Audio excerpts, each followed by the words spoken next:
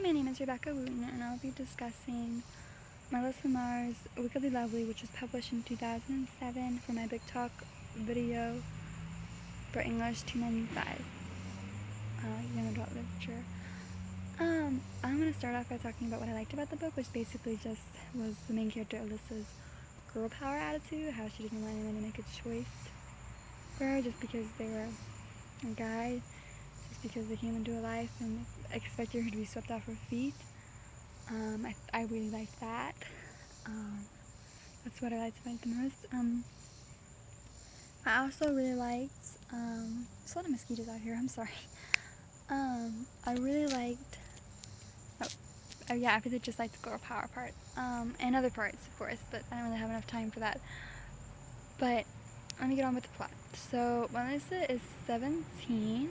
She's a pretty normal high school student. She's pretty normal. She's very quiet, introvert. She keeps to herself. Her friends are always trying to push her out, but she's not really into the party scene, so she doesn't do that. She's in love with her best friend, which is also kind of normal. Her best friend is Seth, who's 21 years old. He has a lot of facial piercings, is very charming, is always flirting with Alyssa, is very well off with a woman. He lives in a steel train car, which appeals to Alyssa because steel repels fairies, or fae. And Alyssa has the sight, which pretty much brings you to the main point of the novel, which is fairies. So Alyssa has inherited the sight from her mother and grandmother. Her grandmother has given her 3 rules, all of which revolve around just don't involve yourself with the fae. Her caution comes from a place, is like this because humans have been murdered and mauled violently because of their ability to see fae. If the fae were aware of their sight, that they had the sight.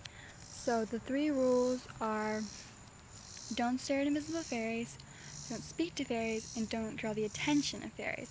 But all these rules are broken, every single one of them, when Kian, the Summer King, forcibly comes into Alyssa's life. So Kian is the Summer King. He's been searching for centuries to break the spell the Winter Queen has, which basically she's in charge. He's powerless over her. So he has to find a girl that will take up the staff, and I'll talk about that more in a moment. But there's a process basically for all the mortal girls. He gets a mortal to fall in love with him, and he always thinks she's the one. He always does. Poor guy.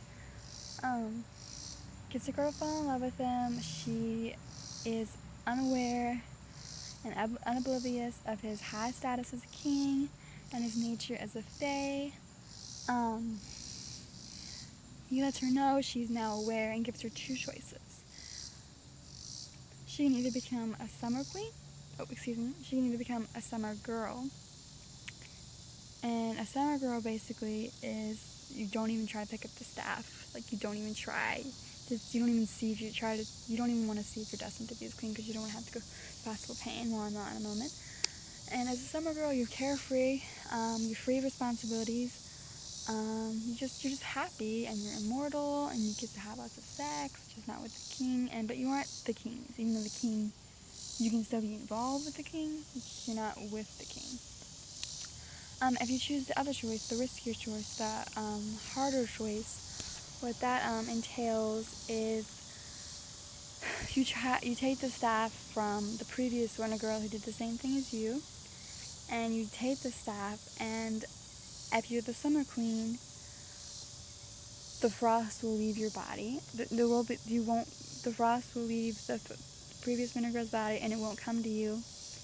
You'll become the Summer Queen. The Summer King will have his powers back and be powerful enough to overthrow the Winter Queen and take back Earth and save the world from being eventually dying in frost. But if you aren't, you take the frost from the old Winter girl, she's free, and then it becomes your responsibility to warn the next girl of the burden of being a winter girl. So, so basically, Kian sees right, not Kian, Aslan sees right through him because she knows the fae, but he doesn't know. Eventually, he knows she can see fae, and at this point, she knows he's a king, and she doesn't wanna. She doesn't want to go with him. She doesn't want a choice. She wants a third choice. She's trying to leverage her way out to get what she wants. But I can't tell you what happens. I'm just gonna say, oh, yeah, she's trying to figure it out with her boyfriend, Seth, but she can't figure it out. But she's trying to figure it out. Okay, all I can say is that a fairy is slain, and a fairy of royal fae is slain, and a royal fae is slain.